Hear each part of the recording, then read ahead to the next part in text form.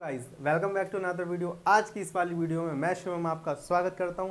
हाँ, माना हम बहुत दिनों बाद मिल रहे हैं, लेकिन आज से कोशिश करूंगा मैं पूरा तरीके से रेगुलर करने की। तो आज के 24-25 के सेशन में मैं पहली बार आपका बहुत ही ज़्यादा स्वागत करता हूं।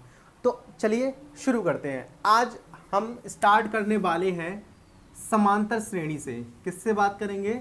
समांतर श्रेणी से। समांतर श्रेणी यानी अर्थमेटिक प्रोग्रेशन। हम बात करेंगे अर्थमेटिक प्रोग्रेशन यानी समांतर श्रेणी से। तो समांतर श्रेणी होता क्या है वो समझ ले।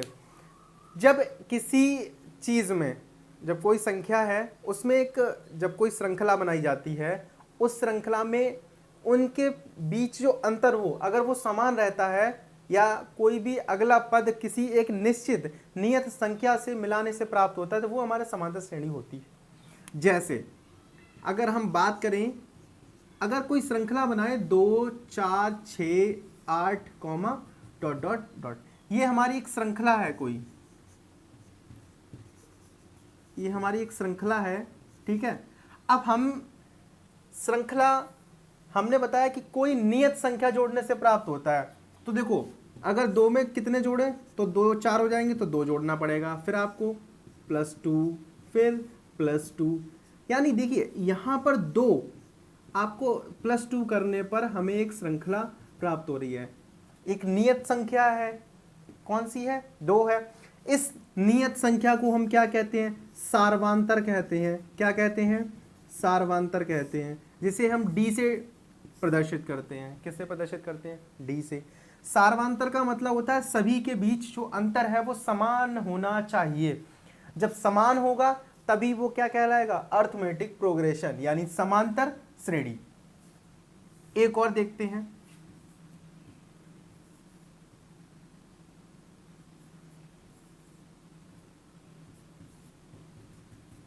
एक ये श्रृंखला है, श्रृंखला ये भी है, लेकिन ये श्रृंखला क्या समांतर श्रेणी में है वो पता करना है। वो पता करने के लिए क्या करेंगे? हम इनके बीच अंतर देखते हैं। इसके बीच अंतर कितना है? 5 का, इसके बीच 4 का, और इसके बीच कितने का अंतर है? 3 का। तो देखिए इनके बीच जो अंतर है क्या वो समान है? इक्वल नहीं है। जब इक्वल नहीं है, जब बराबर नहीं है, तो ये श्रृंखला अर्थमेटिक प्रोग्रेशन में नहीं होगी। अर्थमेटिक प्रोग्रेशन को हम शॉर्ट फॉर्म में एपी भी लिखते हैं, ठीक है। अब ध्यान से सुने। तो समांतर श्रेणी की हमने चीज जानी। तो समांतर श्रेणी में क्या होता है कि किसी पद या संख्या में एक नियत पद जोड़ने से प्राप्त जो श्रृंखला होती है वो हमारी कौन सी होती है? समांतर श्रेणी होती है। अब ध्यान से सुने। जैसे अब हमने कोई श्रृंखला मान लो लिखी 3, 6, 9, 12, 15 डॉट डॉट डॉट, ठीक है। तो इसमें से ये हमारा पहला पद, दूसरा पद, तीसरा पद, चौथा पद और ये 5वां पद। बात कर लें हम प्रथम पद की, तो हमारा प्रथम पद होता है प्रथम पद। इसे हम डिनोट करेंगे ए से। कितना? 3, ठीक है। अब हम निकालेंगे सार्वांतर। तो पहले सार्वांतर के लिए क्या होता है? सार्वांतर का मतलब होता है डी, ठीक है। डी तो कितना डिफरेंस?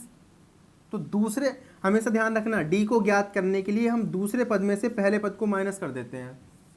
दूसरे पद में से पहले पद को माइनस, तो सार्वांतर कितना आ गया? डी। यानी आपको दिख रहा है ये डी जो आया है वो सभी पदों में प्लस समान होगा। यानी देखो 3, यहां देखो, जिस पद के बीच आपको सार्वांतर ज्ञात करना है उस दूसरे पद में से पहले पद को हम माइनस करते हैं।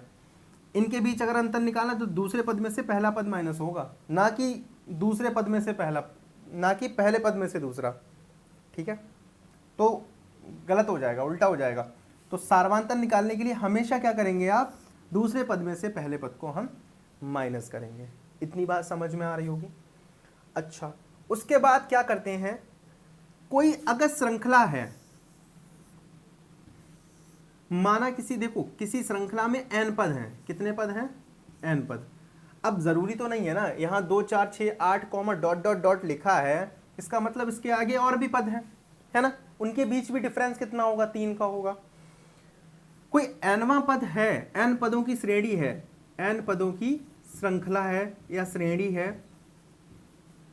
n पदों की श्रृंखला का मतलब हो गया पहला पद a1 a2 a3 comma dot dot dot dot an, कहां तक जाएगी आपकी, an तक जाएगी, यानी पहला पद स्टार्ट होगा n तक। n का मतलब यह है कि कितने भी पद हो सकते हैं, हमें ज्ञात नहीं है ना। अगर श्रृंखला में 10 पद हैं तो यहां पर ये a9 की जगह क्या हो जाएगा, a10 हो जाएगा, क्या हो जाएगा, और यहां पर तो वो चल ही रही है, समझ में आ गया। नहीं पता है तो फिर वो क्या होगा, an। इसमें हमारा प्रथम पद क्या है, a, प्रथम पद होता है a, ठीक। सार्वधातर होता है दूसरे पद में से पहले पद को माइनस करके निकालते हैं, समझ आ रहा। अब देखो हमारे पास a है, पदों की संख्या कितनी है, n है, पदों की संख्या कितनी है, n है, तो हमारा nवां पद होता है, यानी श्रृंखला का या AP का, ऐसे लिख सकते हैं, AP का nवां पद। किसकी बात करेंगे हम, AP के nवें पद की, तो AP का nवां पद क्या हो जाएगा, an हो जाएगा। an बराबर फॉर्मूला होता है आपका a plus n minus 1 into D. ये आपके समांतर श्रेणी के nवें पद का फॉर्मूला है। क्या फॉर्मूला, देखो कहां से चीजें को, जो हमारी थ्योरी होती है उन्हीं चीजों से हमें फॉर्मूला प्राप्त होता है। फॉर्मूले को आपको रटने की जरूरत नहीं है, समझने का तरीका मैं समझा दूंगा कैसे समझना। ये तो चीजें हो गई, अब थोड़ा सा मिटा देते हैं, उसके बाद में आपको उसके बारे में बताते हैं कि आखिर पदों को हम ज्ञात कैसे करते हैं, ठीक है। ये तो हमारा फॉर्मूला हो गया। देखिए कोई श्रृंखला है, जैसे मान लो AP है, आपसे का एक नियत संख्या जोड़ने से प्राप्त होता है। नियत संख्या क्या होती है, वो हमारी नियत संख्या होती है सार्वधातर। एक हमारी नियत संख्या क्या होती है, नियत संख्या को हम बोलते हैं सार्वधातर। क्या बोलते हैं, सार्वधातर। सार्वधातर मतलब d, यानी सभी के बीच अंतर। किसके बीच, सभी के बीच अंतर की बात कर रहा है, ठीक। प्रथम पद क्या होता है, a होता है, यानी कोई तो पहला पद होना चाहिए, उसी में तो सार्वधातर को हम जोड़ेंगे। अगर हम श्रृंखला बनाना चाहें समांतर श्रेणी की, तो अगर हम पहला पद a ले लिया हमने, हमारा प्रथम पद क्या है a, अगर हमें दूसरा पद ज्ञात करना है तो हमने बताया कि जो दूसरा पद है वो एक नियत संख्या जोड़ने से प्राप्त होता है, ठीक। दूसरा पद क्या हो जाएगा, a में अगर d को जोड़ दें तो हमें दूसरा पद फिर मिल जाएगा। d प्रथम पद में सार्वधातर को जोड़ना है ना। एग्जाम्पल समझ लें, जैसे मान लो कोई हमने संख्या यहां पे 4 ली है, ठीक है, यानी आपको प्रथम पद दे रखा है 4 और यहां पे सार्वधातर भी आपको दे रखा है 4, ठीक है। अब आपको श्रृंखला बनानी है, तो पहला 4 हो गया, कहा वो कहता है कि उस पद में नियत संख्या को जोड़ने से प्राप्त होता है, तो 4 में 4 को जोड़ेंगे। अगला तीसरा पद जो होगा वो क्या होगा, वो समझिए। देखो दो तरीके हैं समझने के, इसमें तीसरा अगर पद निकाले तो देखो दूसरा पद में अगले पद को नियत संख्या को जोड़ेंगे, तो पद हमारा क्या है, a प्लस डी है, और एक नियत संख्या जोड़ने पर तो उस नियत संख्या क्या है हमारी, d है। इस नियत संख्या को इसमें जोड़ेंगे तभी तो हमें तीसरा पद मिलेगा। अगर अब इसको देखें तो क्या हो गया ये, तो ये हो जाएगा a प्लस डी और d जुड़ के क्या हो जाएंगे 2d, यानी हमारी श्रृंखला क्या बन रही है, ये a बन गया, a plus D, a plus 2d। अगला वैसे ही देखें तो यहां पर a प्लस 2d है, देखो यहां पर हमारे पास ये है, एक नियत संख्या और जोड़ेंगे हम इसमें, ठीक। तो ये हो जाएगा a plus 3d comma dot dot dot dot, इसी तरह से चीजें आगे बढ़ती रहेंगी, ठीक है। वैसे यहां पे करें 4 और ये 8 हो गया, फिर 4 प्लस 4 और फिर इसमें एक d और जुड़ जाएगा तो ये 12 हो जाएगा। तो इस तरह से हम निकालते हैं। अब लेकिन ये चीज, अब इसको शॉर्ट फॉर्म में याद करने के लिए तरीका मैं बता दूं, ये हमारा फर्स्ट टर्म है, ये दूसरा टर्म है, ये तीसरा टर्म और ये हमारा चौथा। आप एक चीज देख पा रहे होंगे, जितने नंबर का पद है d की संख्या उतनी ही एक कम है, जैसे यहाँ पे देखो टी दूसरा पद है, डी की संख्या क्या है, एक कम। यहाँ 3 है, डी की संख्या एक कम। यहाँ 4 है तो डी की संख्या देखो एक कम है यहाँ पे। ठीक है, आपको दिख रहा है ना। यानी कि इनका कहने का मतलब ये है कि जो पद होता है उस पद में डी की जो वैल्यू है वो एक कम करके ली जाती है। अगर आपसे पूछा जाए छठा पद क्या होगा, तो 6 पद का मतलब ये हुआ, यानी A6 निकालने हैं तो ए तो आएगा ही, उसके साथ में एक सार्वंतर जुड़ेगा। लेकिन सार्वंतर जुड़ेगा कौन से पद वाला, देखो छठा पद है तो एक कम करो और डी उसके साथ लिख दो, यानी ये आपका छठा पद हो जाएगा। अब छठा पद देखो कैसे निकालेंगे, यहां पे देखो ए का मान 4 और डी का मान 4, तो ए की जगह 4 रख दें प्लस 5 गुणा डी की जगह हम क्या रख देंगे 4, यानी 4 प्लस 5 चौकू 20, यानी आंसर कितना आ गया हमारा, यानी श्रेणी का छठा पद कितना निकल के आया 24। तो आपको इस तरह से ध्यान रखना है, फॉर्मूला हमारा क्या बनेगा, ए बराबर ए एन बराबर A plus N minus 1 into D.